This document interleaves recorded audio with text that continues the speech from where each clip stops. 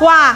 今日我哋分享呢間御龍山天禧嘅大片層業主終於降價啦，直降價20幾萬，只需要150幾萬就可以攞低啦。咁呢個面積咧係173方嘅，而且都係南北對流嘅一個戶型。呢邊望到嘅咧就係出邊嘅一個景觀，都係比較開揚嘅。同時咧，佢係擁有一個7米長嘅大陽台嘅，所見即所得。而且呢間咧係全新裝修，一日都冇住過嘅。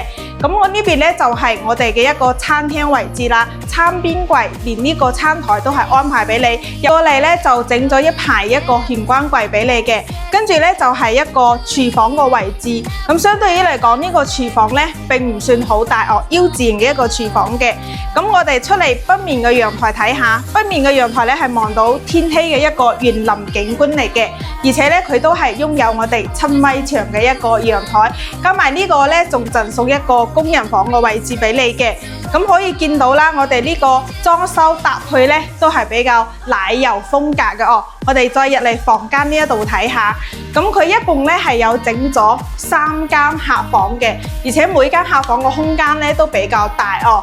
咁呢度咧就係一個公共洗手間，咁再過嚟咧就係我哋第2間套房啦。成個套房咧都差唔多有成20個平方啦，每間房間嘅空調啊、衣櫃啊，全部安排到位俾你嘅。咁我哋再嚟睇下主人房嘅一個空間。咁主人房咧都係一個比較大間嘅一個套間嘅設計，同埋呢個咧到時咧你係買啲床咧就可以住入嚟啦，因為櫃啊、冷氣呢啲都係安排到位啦。